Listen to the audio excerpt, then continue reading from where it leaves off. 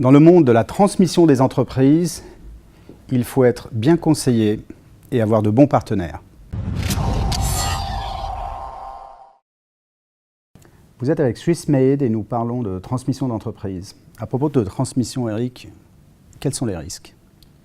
Alors les risques, merci Alain pour cette question, c'est un point absolument fondamental dans une transmission. Les partenaires ont généralement l'habitude d'être focalisés sur des questions de prix, de limiter les débats à ces sujets-là, et les questions de risque derrière sont totalement discriminants. Je vais céder la parole à Raphaël Levaux qui va nous parler des risques du côté de l'acquéreur. Très bien. Raphaël ? C'est en effet des considérations à prendre en tant qu'acquéreur. Lorsqu'on souhaite s'intéresser à une entreprise, il faut évidemment comprendre ce qu'on achète.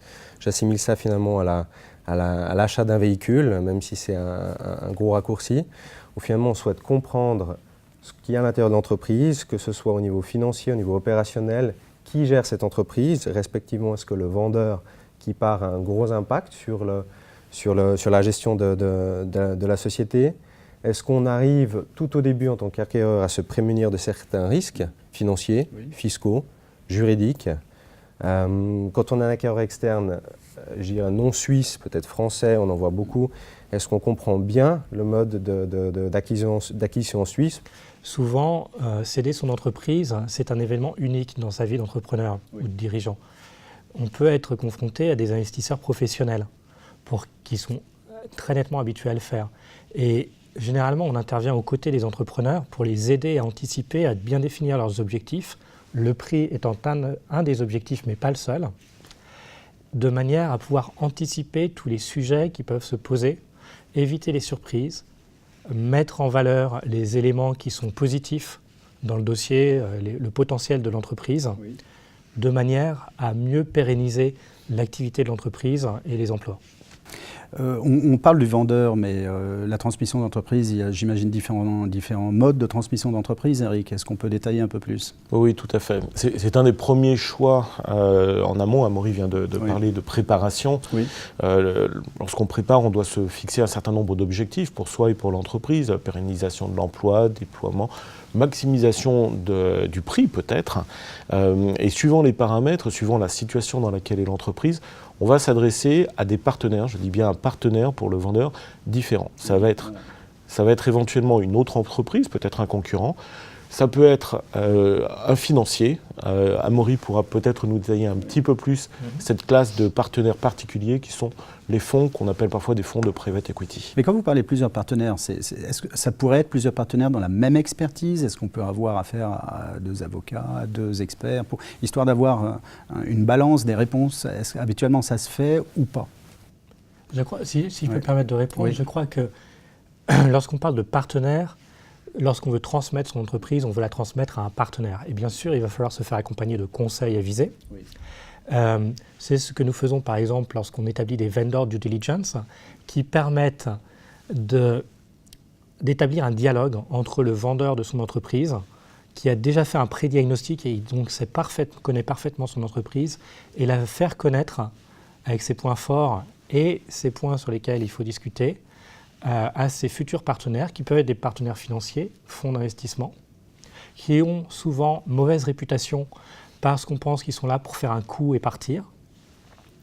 Ces gens-là ont aussi leurs contraintes, ils ont des investisseurs qui leur ont confié des fonds qu'ils vont devoir récupérer, donc on sait que c'est un partenaire pour 3, 4, 5 ans, mais qui peut permettre de faciliter la transmission et la pérennisation de l'entreprise. Donc quand vous parlez de partenaires, on a parlé de fonds, donc effectivement quand c'est un partenaire entre guillemets simple, un être humain qui a son entreprise, qui veut racheter une autre entreprise, c'est pas très complexe. Après quand on s'adresse à des groupements ou des consortiums, ça devient très complexe.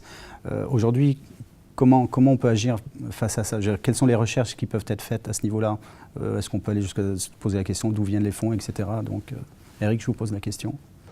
La question du know your customers peut peut-être se poser. Ce qui est intéressant de noter dans ce qu'a souligné Amaury, c'est qu'effectivement, on peut transmettre son entreprise à une autre entreprise. On peut la transmettre, et Amaury vient d'en parler, à un fonds, à un financier, à un acquéreur professionnel.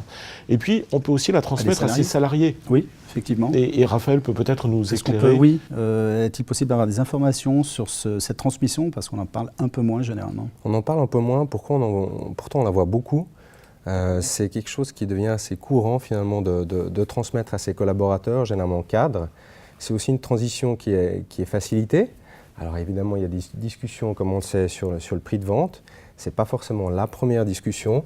L'objectif après est de pouvoir transmettre le plus facilement possible, et pour le vendeur, qui lui sera à l'aise avec les repreneurs, puisqu'ils connaissent bien évidemment. Enfin, il est censé les connaître. Il est censé les connaître, mais généralement c'est plutôt dans le détail.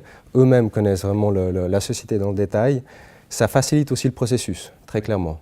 On évite toutes les due diligence compliquées qu'on peut voir avec des acquéreurs externes. Et c'est vraiment, je dirais, un des modes de transmission qui s'est beaucoup vu ces derniers mois. Et si je peux me permettre, il y a une motion de synthèse qui peut se retrouver lorsque d'ailleurs, j'allais vous le proposer, c'est le mot de la fin. Des fonds de private equity peuvent aider des salariés à reprendre une entreprise, messieurs. Absolument. Donc pour résumer, on parle de risques d'acquéreurs et de vendeurs. Nous avons surtout parlé de préparation. Est-ce qu'on peut résumer en disant que finalement, comme tout projet, toute bonne préparation minimise les risques, voire le temps a posteriori finalement? C'est une très belle synthèse. Je ne saurais mieux dire. Eh bien merci. Nous étions avec Eric Blanchard de Harold & Alexander. Merci Eric. Raphaël Levaux de Bernet Associés. Merci Raphaël d'être présent. Et Amaury Bonner de EY. Merci Amaury. Merci. Vous étiez avec Swissmed et nous parlions de transmission d'entreprise.